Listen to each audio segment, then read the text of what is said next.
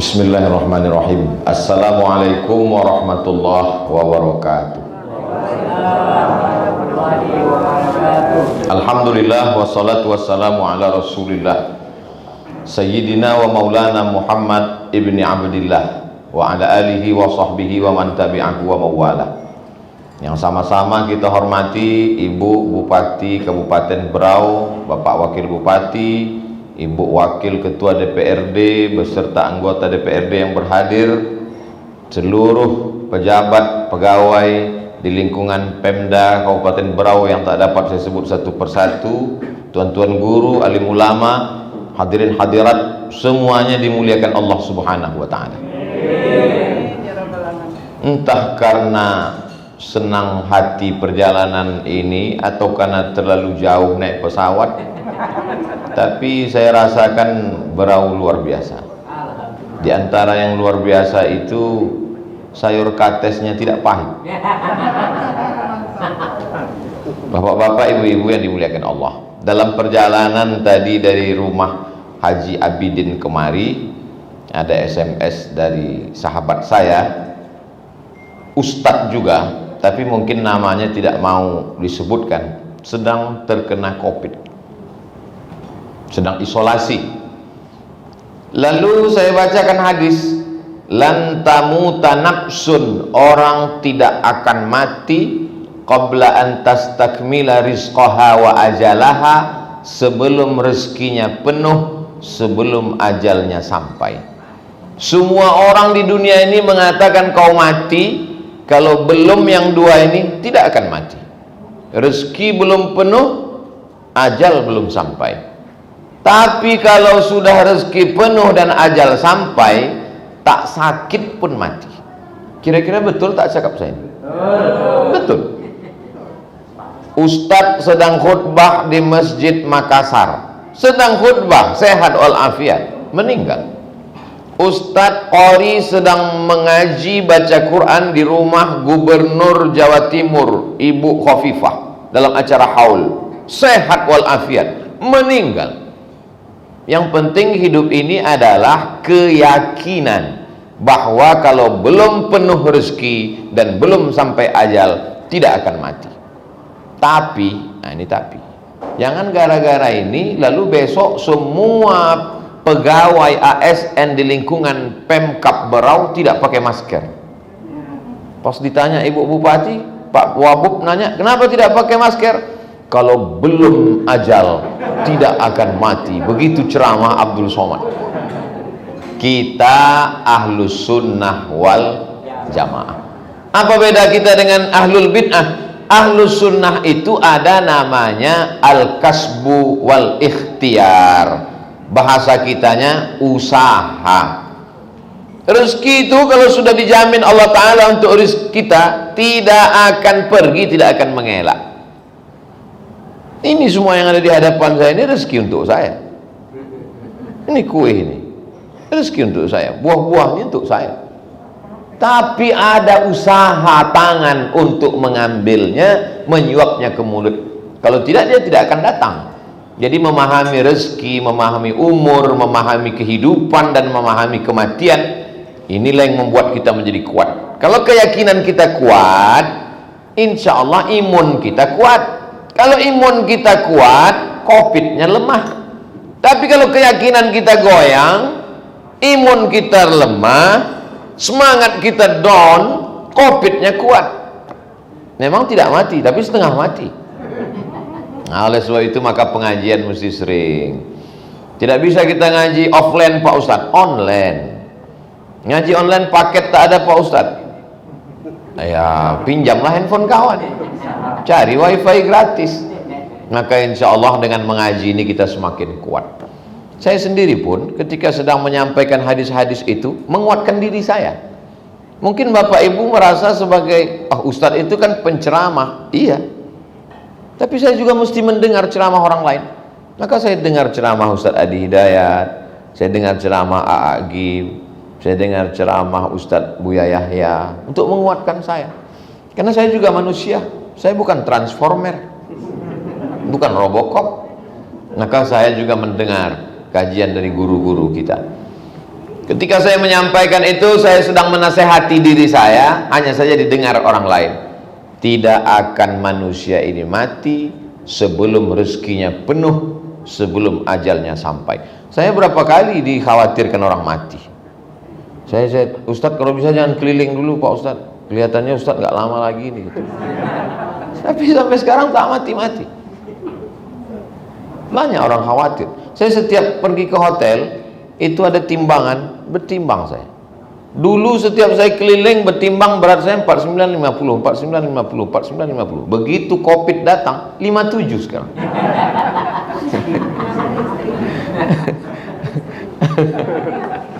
Bapak Ibu yang dimuliakan Allah Subhanahu wa taala. Jadi ini akidah ini mesti. Datanglah seorang yang risau tentang masa depan. Lalu dia pun bertamu ke rumah Imam Al-Hasan Al-Basri, seorang ulama besar dari Irak. Aku sedang galau Imam. Kata Imam Hasan Al-Basri, ku tanya kau 3 pertanyaan, jawab. Iya.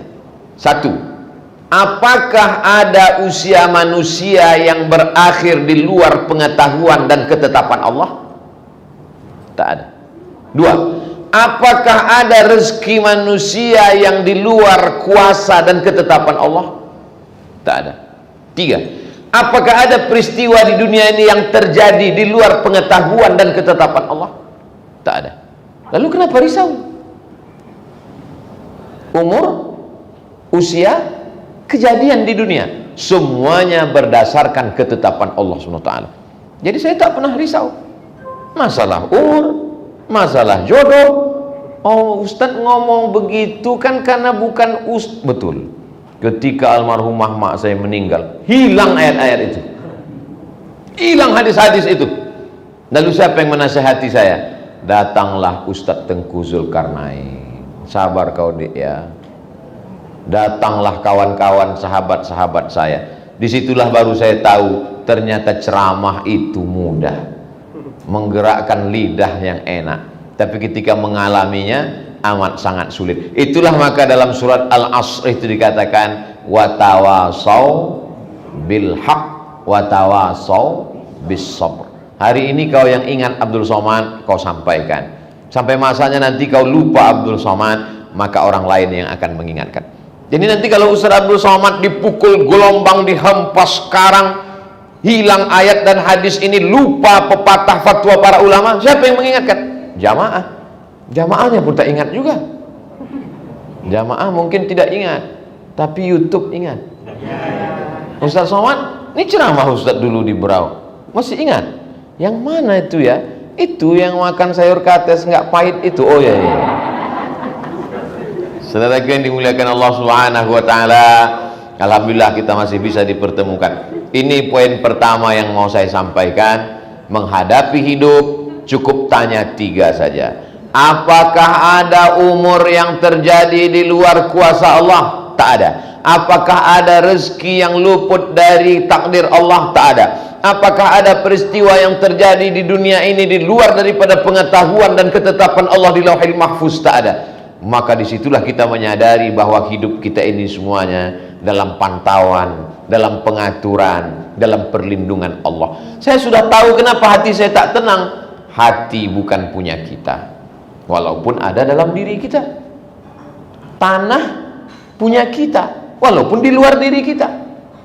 Dari mana kita tahu tanah itu punya kita? Tengok aja surat SHM-nya, cek aja ke BPN. Dia di luar. Mobil punya kita, walaupun dia di luar diri kita. Dari mana kita tahu? STNK BPKB nama kita. Tapi hati bukan punya kita. Punya siapa? Punya Allah. Makanya kadang kita lihat ada orang hatinya sempit, yang menyempitkan dan yang melapangkan hati Allah Ta'ala. Ketemu saya dengan ulama tua dari Sulawesi. Bapak Ibu masih ingat dulu selalu tampil di TV, Gurutta Puang Aliafi, masih hidup, umurnya 90 sekian tahun. Saya tanya, Gurutta, apa amalannya supaya hati kita tenang? Banyak-banyak ketawa. Kalau kau masih bisa ketawa berarti masih hidup. Apa zikirnya Gurutta? Banyak-banyak baca Alam Nashrah. Kebetulan memang itulah ayat yang selalu saya baca kalau hati saya sedang sempit. Alam nashrah laka sadrak wa wada'na anka wizrak alladhi anqadha dhahrak wa rafa'na laka dhikrak. Alam nashrah laka sadrak, apakah belum kulapangkan dadamu? Wa rafa'na laka dhikrak alladhi anqadha dhahrak, kami angkat beban yang membebani pundakmu, kami angkat namamu. Dan kalau ada kesulitan, fa inna ma'al usri yusra, 2 kali diulang, inna ma'al usri yusra, fa idza faraghta fansab. Kalau kau sudah selesai dari satu aktivitas, berpindahlah ke aktivitas berikutnya.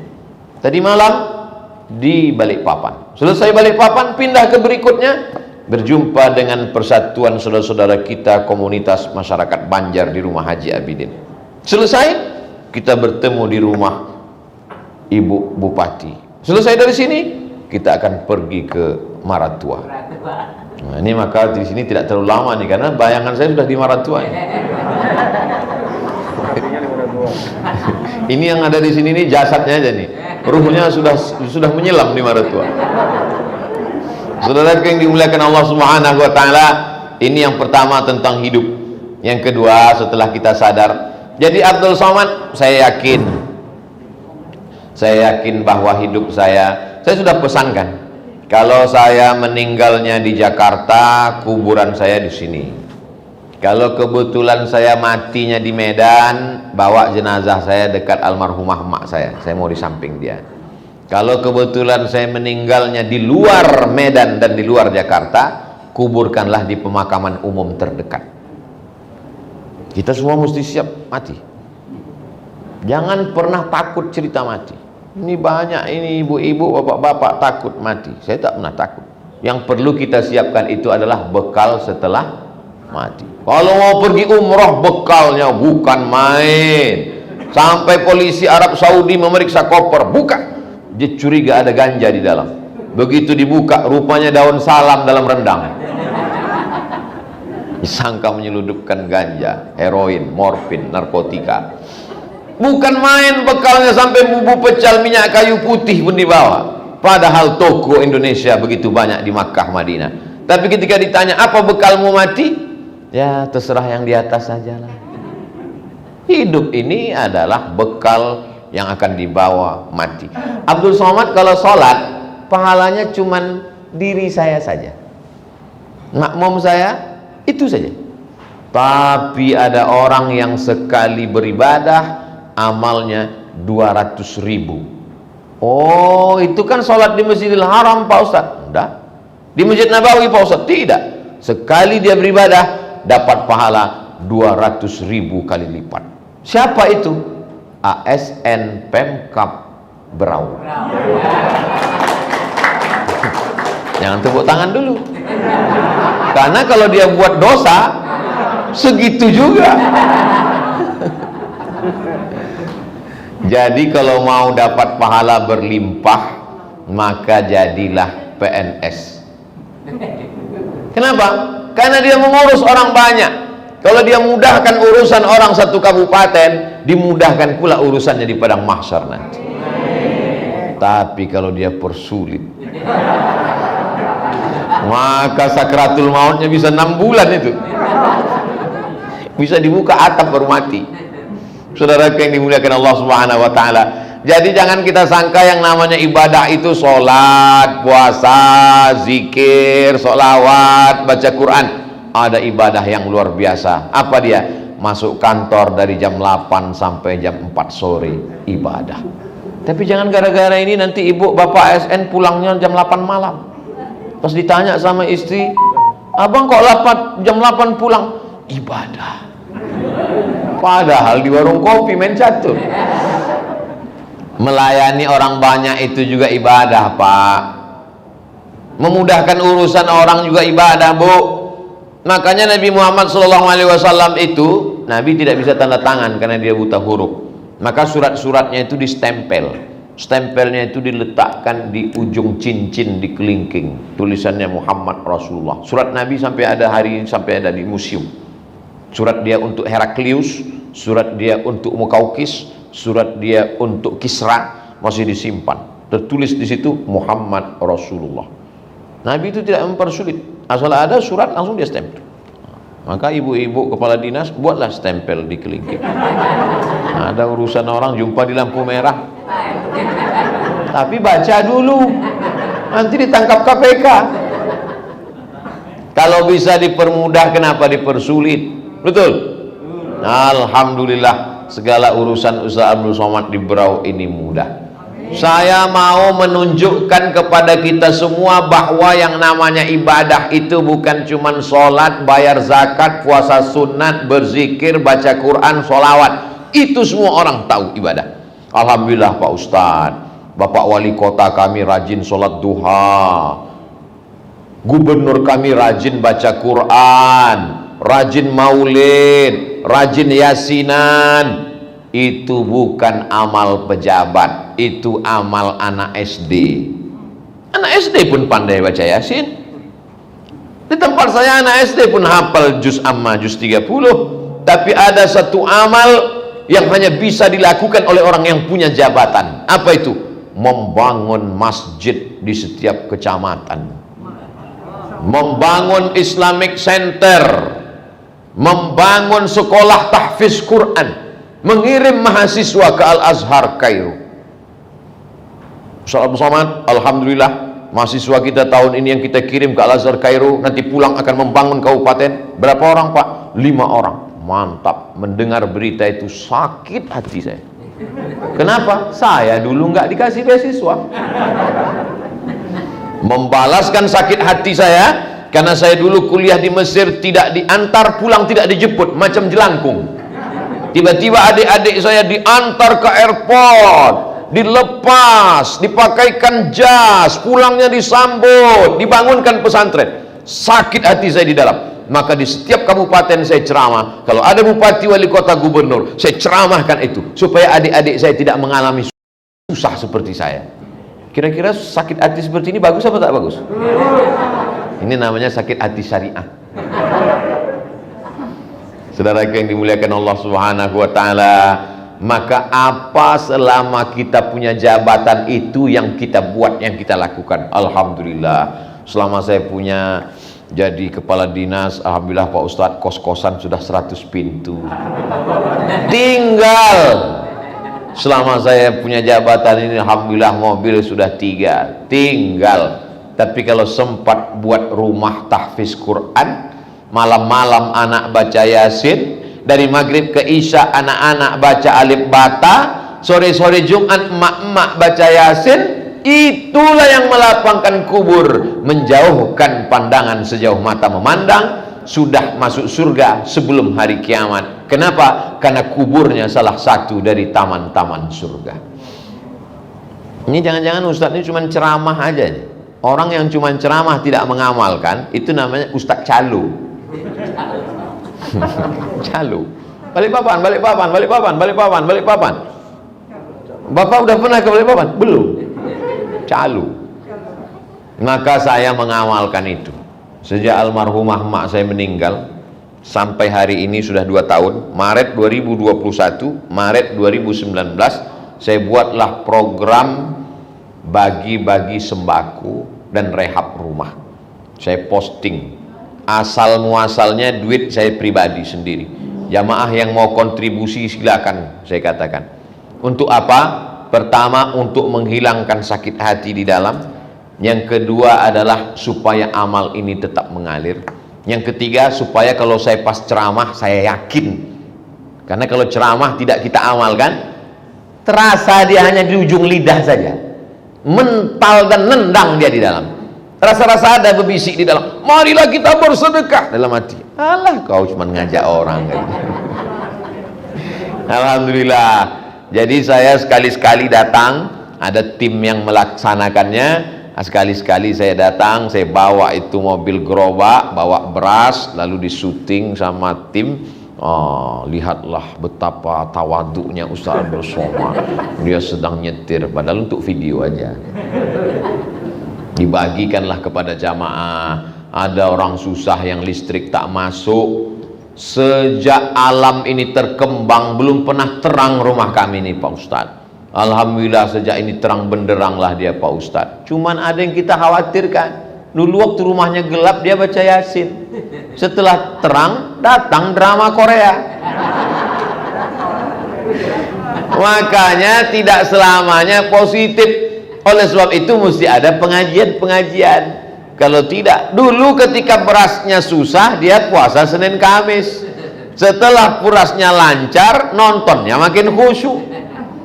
Dulu ketika belum ada duit, handphonenya jadul, hanya cukup untuk SMS. Setelah duitnya banyak, berubahlah isinya menjadi Instagram. Terlambat pengajian. Kenapa? Buat TikTok 3. Saudara yang dimuliakan Allah Subhanahu wa taala, ini juga alat komunikasi, ini luar biasa. Tapi saya tidak bisa salahkan alat komunikasi. Saya ke Berau baru berapa kali? 2 kali baru ke Berau. Tapi orang Berau kenal dengan saya. Dari mana dia kenal? Dari handphone. Kalau saya haramkan handphone, berarti haramlah menonton video Abdul Somad selama ini. Maka mesti cerdas memilah dan memilih mana yang kira-kira baik untuk dunia kita atau baik untuk akhirat kita. Kadang-kadang handphonenya sudah cerdas, namanya smartphone. Yang punya handphone nggak cerdas. Handphonenya kuat ingatannya. Setiap waktu azan masuk zuhur asar, handphonenya azan terus. Orangnya nggak sholat. Maka saya khawatir nanti banyak handphone dimasuk surga, orangnya masuk neraka. Lalu kata handphone, aku kasihan nengok kau, ayolah masuk ke surga. Itu namanya masuk surga karena syafaat handphone. Saudara yang dimuliakan Allah Subhanahu wa taala. Jadi coba kita pahami bahwa kita selama di kantor dari jam 8 sampai jam 4 itu adalah ibadah, dan kita tulus ikhlas amanah memudahkan urusan orang. Saya ngurus akte kelahiran anak, ngantrinya ya Allah ya Rasulullah, sampai hari itu sengaja saya kosongkan jadwal ngajar. Saya tidak ngajar hari itu, cuma mau ngantri. Ustadz kan bisa aja datang langsung ke kepala dinas minta buatkan surat, bisa kalau saya mau. Kenapa Ustadz ikut ngantri? Aku ingin merasakan, karena rasa perlu dirasakan, tak bisa didengarkan lewat cerita. Berdirilah saya ngantri lama, kagak berdiri lama. Setelah udah sampai ke dekat, dia pun cuek aja, macam tak ada kejadian. Lalu kemudian dari samping saya intip-intip, rupanya dia menembak musuh yang tak mati-mati. Game online. Astagfirullah. Dia nggak kenal sama Ustadz. Saya sebelum COVID memang sudah pakai masker. Sebelum COVID saya sudah pakai masker. Karena kalau saya tak pakai masker, banyak yang minta foto. Jadi dulu saya pakai masker, pakai kacamata hitam. Dari dulu. Makanya saya tidak terlalu risau dengan pakai masker ini. Karena sudah terbiasa pakai masker. Begitulah rupanya. Jadi tidak Ustadz ceramahi dia. Tidak. Saya ingin supaya dia sadar, saya sampaikan ke atasannya, saya ceramah bersama bupati, kepala daerah, bahwa ini adalah amanah. Orang yang berkhianat level kabupaten, maka kalau dia mati nanti akan dituntut oleh 1.200.000 orang akan menuntut dia di padang mahsyar. Loh, tadi 200.000, kok tiba-tiba meningkat jadi 1.200.000? Kebetulan dia PNS di Pekanbaru. Pekanbaru itu penduduknya 1.200.000. Bayangkan kalau PNS berkhianat, sholatnya terbang, puasanya hilang, sedekahnya melayang. Kenapa?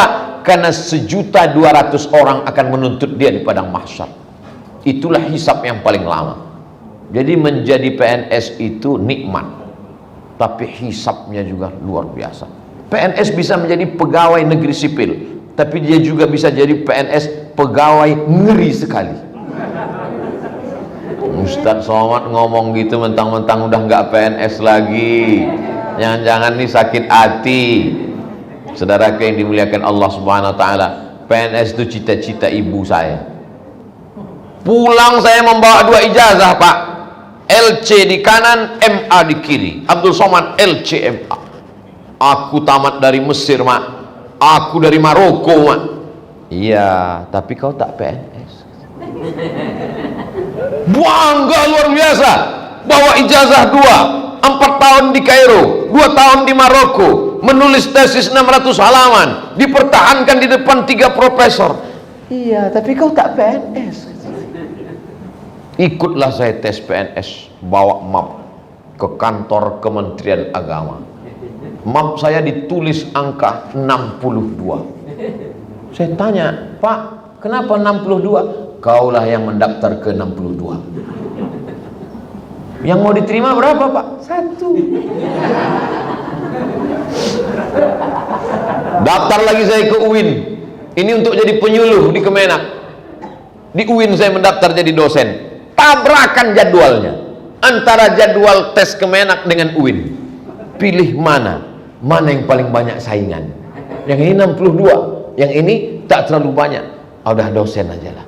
Akhirnya lulus dosen PNS. Kemana-mana bawa NIP. Tidak diminta pun NIP saya tulis NIP. 1977 08 05 18, lulus 2009. Tahun 2009 saya lulus. Meninggal mak saya 2019 bulan Maret. Di 2019 itu juga saya keluar dari PNS. Barulah saya sadar, rupanya saya PNS itu karena doa dia. Meninggal dia, berhenti saya PNS. Saya tulislah buku metode ilmu hadis. Ajukan mencetak buku. Turun duit 4 juta. Saya cetak 150 eksemplar buku. Setelah itu buku pun dibagikan ke mahasiswa. 1 buku pun tak ada dijual. Dibagi ke perpustakaan, bagi ke mahasiswa. Alhamdulillah buku saya sudah dicetak. Hari berganti, musim berubah, jam 10 malam datang telepon. Assalamualaikum. Waalaikumsalam. Ini Abdul Somad. Betul, saya dari BPK, Badan Pengawas Keuangan. Kenapa, Pak? Betul Anda kemarin dapat uang cetak buku 4 juta? Iya. Berapa eksemplar dicetak? 150. Menurut Jakarta mesti 200. Mana bisa? Harga cetak Pekanbaru mahal, bukan harga Jakarta. Kami tak mau tahu, mesti 200. Hampir masuk penjara. Sampai sedetail itu. Kalau menurut Jakarta 4 juta itu mesti 200, mesti cetak 200. 150 temuan. Itu maka PNS itu makannya tak terlalu banyak. Karena dia takut, maksudnya temuan. Saudara yang dimuliakan Allah Subhanahu wa taala, tahu ustadznya? Ya, saya PNS. Nah, maka kita jujur dan amanah. Tapi yang namanya KPK bisa mati, BPK bisa tidur. Yang membuat kita jujur dan amanah bukan dia. Siapa yang mengawasi kita? La ta'khudhuhu sinatun wala naum. Dia yang tidak mengantuk dan tidak tidur. Berangkat pagi, anak-anak yang lucu-lucu itu angkat tangan. Papa, kata dia. Kau jangan panggil papa, kita makan sambal terasi. Ayah, kata dia. Ayah. Lucu anak itu. Tapi betapa jahatnya kita, anak lucu yang hijau itu kita kasih makanan haram. Nasinya halal. Ada label MUI di situ. Beras halal. Pupuknya bukan tai babi. Maaf, kasar. Tapi mau diapain lagi, memang itu bahasanya. Halal ini berasnya. Bukan masalah berasnya, kau kasih dia dari uang haram. Ustaz Somad, ya, ini duit ini haram, saya bawa pulang ke rumah. Terus, tapi udah saya keluarkan 2,5%. Apa nggak jadi halal, Pak Ustaz? Pandai pula dia menghalalkan. Saudara yang dimuliakan Allah, innallaha thayyibun, Allah maha suci, la yaqbalu illa thayyiban. Allah tidak menerima kecuali yang suci-suci saja. Akhirnya bekerja pagi, pelang petang, peras keringat, banting tulang, tunggang langgang, lintang pukang. Sholat tinggal, puasa tinggal, sampai-sampai keluar kota, aurat terbuka, melakukan perbuatan maksiat. Kenapa kau ambil uang ini? Sebetulnya saya tak mau, Pak Ustaz. Terus terpaksa, Pak Ustaz. Maka sesungguhnya kita akan diminta tanggung jawab di hadapan Allah SWT. Kadang manusia ini makhluk yang unik Bapak Ibu. Dia pergi pagi pulang petang, lembur malam cari uang, tapi setelah uangnya dapat dia pun tak bisa memakainya. Mau dibelikan makanan takut kolesterol, mau dimakan udang takut diabetes. Mana ada hubungan diabetes sama udang Pak Ustadz? Saya cuma mau ngetes jamaah aja, masih sadar apa tidak. Mau minum takut kena macam-macam penyakit datang. Akhirnya duit yang dicari itu, sholat tinggal, puasa tinggal, keluarga tinggal, anak tak terurus. Duit yang dicari itu untuk siapa? Untuk dokter spesialis. Apa kata dokter spesialis? Memang kalian baik-baik, untuk aku semua gaji kalian ya. Hanya sekedar parkir sebentar saja di nomor rekening, habis itu transfer ke dia. Syukurnya dokter spesialis itu kawan saya, maka dibangunkannya ke rumah tahfiz Quran. Jadi sedikit banyak mengalir juga lah duit bapak ke situ, mengalir juga duit ibu ke situ. Cuman masalahnya tidak lillahi ta'ala, tapi lil jantung koroner, lil diabetes meletus. Kalau bisa beramal nih janganlah karena penyakit, tapi karena mencari ridha Allah. Ilahi anta maksudi wa ridhaka matlubi.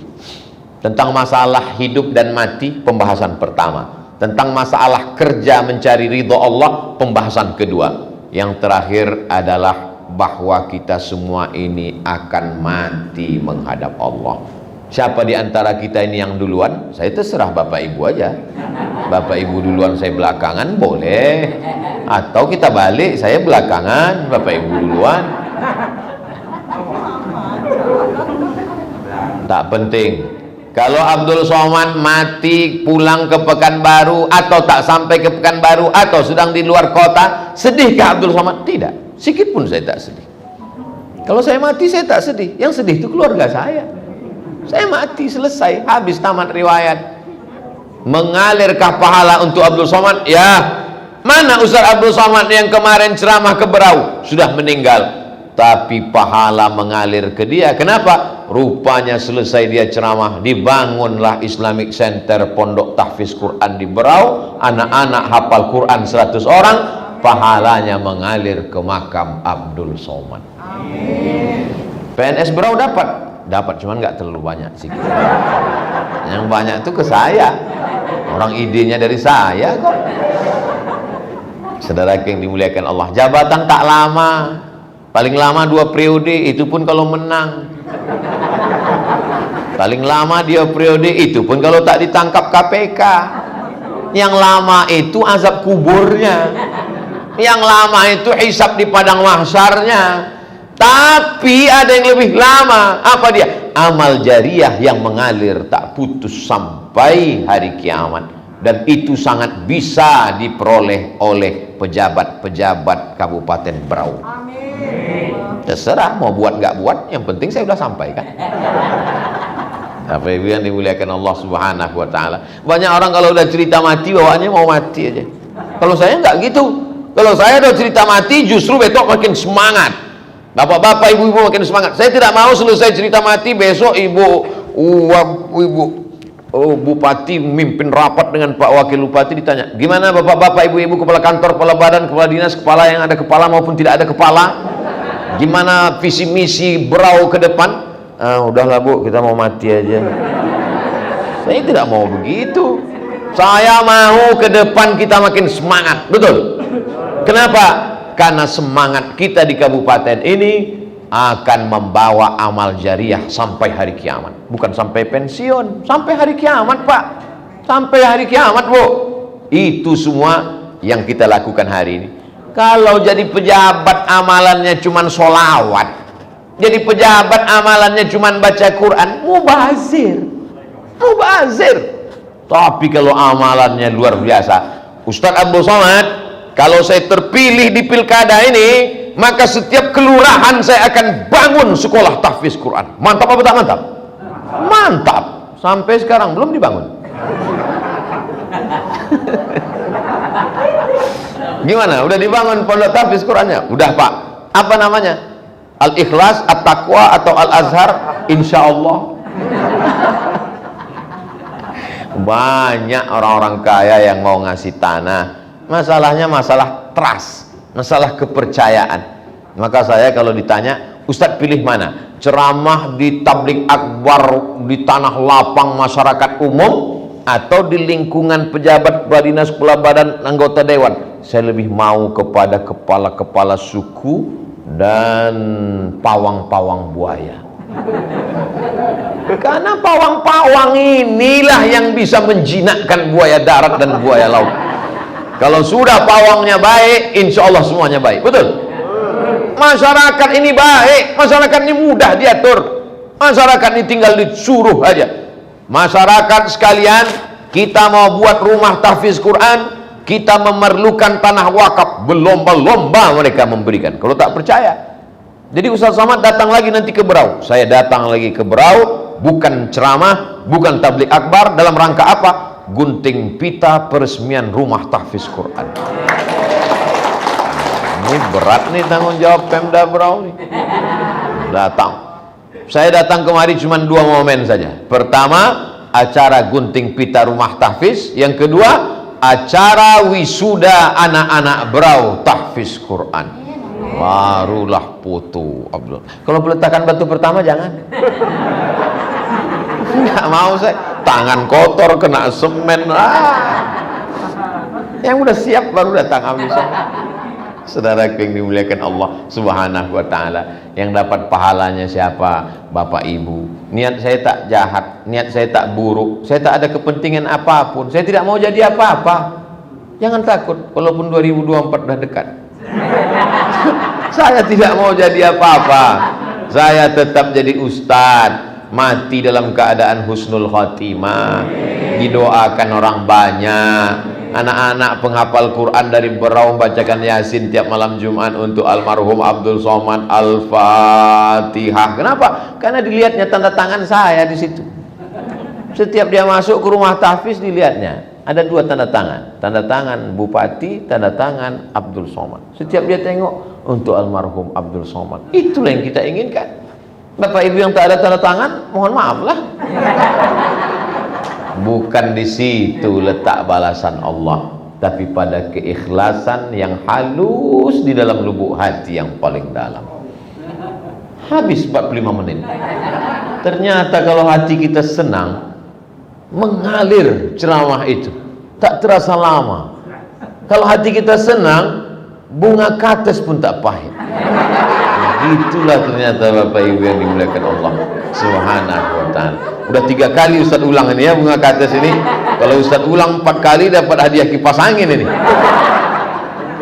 Ya Bapak Ibu yang dimuliakan Allah, hati saya senang sekali bertemu dengan Bapak Ibu. Sampailah segala unek-unek yang ada di kepala saya didengarkan oleh Ibu Bupati, Bapak Wakil Bupati, Ibu Wakil Ketua DPRD, sampai semuanya. Andai ada pejabat yang tak mendengar, insya Allah mereka mendengar melalui channel Ustadz Abdul Somad Official yang nanti diupload. Jangan lupa subscribe, like, and share.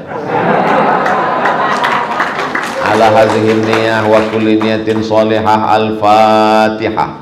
A'udzu billahi minasy syaithanir rajim. Bismillahirrahmanirrahim. Alhamdulillahi rabbil alamin arrahmanir rahim maliki yaumiddin. Iyyaka na'budu wa iyyaka nasta'in. Ihdinas siratal mustaqim. Siratal ladzina an'amta 'alaihim ghairil maghdubi 'alaihim waladdallin. Amin. Allahumma awsil thawaba ma qara'nahu min suratil Fatihah. Sampaikanlah pahala bacaan surat Al-Fatihah kami kepada almarhum ayah kami, kepada almarhum ibu kami, kepada almarhum Pak Bupati kami, kepada almarhum pemimpin kami, kepada guru-guru kami, kepada saudara-saudara kami. Allah maghfir lahum, ampunkan silap salah mereka, wa'fu anhum, berikan mereka segala kebaikan, waj'al kuburahum rawdatan min riyadil jinan, jadikan kubur mereka salah satu dari taman-taman surgamu. Wala taj'al kuburahum hufratan min hufarin niran, jangan jadikan kubur mereka salah satu dari lubang nerakamu. Allahumma ja'alna minal mutahabbina bijalalik, jadikan kami semua yang ada ini menjadi orang-orang yang bersaudara karena Engkau ya Allah. Azillana tahta zilli arsyika, berikan kami naungan di padang mahsyar. Yauma la zilla illa zilluk, hari itu tak ada tempat berlindung kecuali hanya Engkau saja ya Allah. Allahumma ja'alna minal mustaqimina fi sabilik, jadikan kami orang-orang yang istiqomah dalam jalanmu ya Allah. Allahumma tahhir qulubana minan nifaqi wal hasadi wal kibriyai wasyirki, sucikan hati kami dari munafik, dari sifat syirik, dari sifat hasad dan dengki. Allahumma inna nas'aluka salamatan fid din, selamatkan akidah kami dalam ahlus sunnah wal jamaah, wa afiatan fil jasad, sehatkan badan kami, selamatkan dari penyakit covid, selamatkan dari segala malapetaka, bencana dan musibah, wa ziyadatan fil ilmi, tambahkan ilmu kami, buat kami rajin mengaji supaya amal kami sesuai dengan sunnah nabimu, wa barakatan fil rizqi, berikan kami rezeki yang halal supaya kami dapat berinfak, berzakat dan bersedekah, wa taubatan qablal maut, dosa kami banyak, berikan kami taubat sebelum mati, wa rahmatan indal maut, berikan kami rahmat ketika mati, wa maghfiratan ba'dal maut, berikan ampunan sesudah mati. Allahumma hawwin alaina fi sakaratil maut, ringankan kami waktu sakaratul maut, wan najata minan nar, selamat dari api neraka, wal afwa indal hisab, maafkan kami ketika nanti segala amal kami dihisab. Allahumma khtim lana bi husnil khatimah wa la takhtim alaina bi su'il khatimah.